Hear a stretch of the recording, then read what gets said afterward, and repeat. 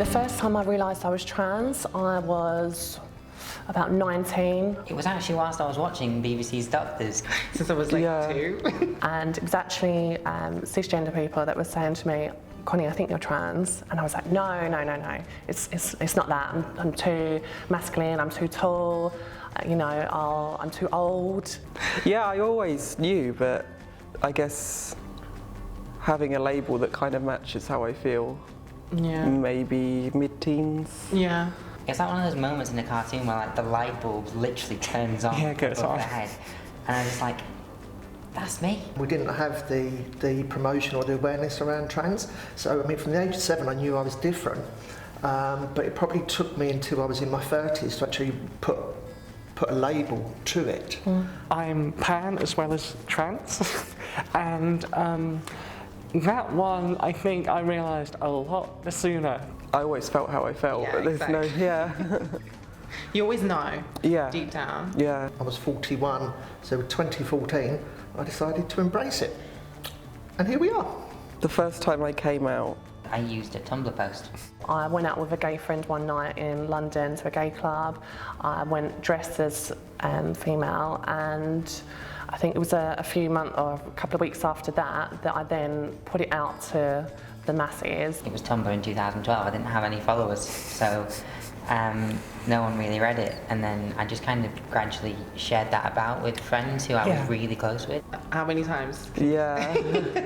It's been more came than out once. twice, as gay and then as trans. For me, it was a drunken mistake. I had a Christmas party at work as Michelle and posted some pictures, Michelle's first Christmas, and didn't realise nobody knew apart from people I was out to socially.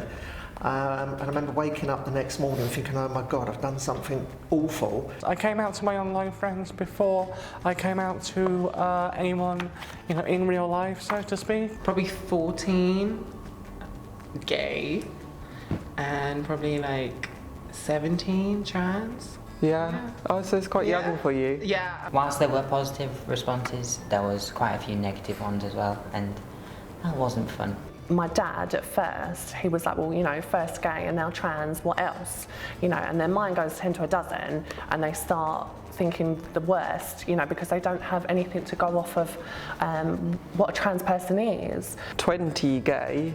Oh, good. Oh, my God. Yeah. Oh, wow. But that was just, I remember driving in the car and my dad says to me, you do know we know that's your boyfriend, it's not your friend. And then and I was like, oh, okay then. And then trans, probably like a few months later. And I picked the phone up and said, oh my God, what if there's no comments? It's going to be even worse. And I had 70 positive remarks, and my phone didn't stop ringing all day. And people were just so supportive. Family, not so supportive. I actually think it was worse for my sister. Really? Because I was in sixth form and she was in the first year of high school, so year 9. Yeah. Because it's weird up north. And basically her peers, obviously nowhere near as mature as like the people in my year. Yeah. And they just bullied her constantly for my existence in the school. Because I was always very feminine, so I think people had some inclination that would be a possibility. Oh yeah, no, I did very much the masculine overcompensation, like caveman man type. So yeah, when people found out, it was a shock for some people. Like, so that was an act before. I think it's very common with trans people, like trans women, to over-masculinize. My twin sister ended up, getting bullied via association. So I can see where you're coming from, and I'm really kind of sorry to hear that you went through that. But I'm also kind of happy that I'm not alone, if you know what I mean, or other people that went through the same thing. The first time I introduced myself to my family, and I went shopping with my best friend, and we bought this 2-piece matching outfit, and then I went to the family dinner dressed like that, and having my family say I looked nice, it It was really like affirming. And it was always funny explaining to people. They were like, "Are you going to be like David Williams' character, like, oh, a lady?"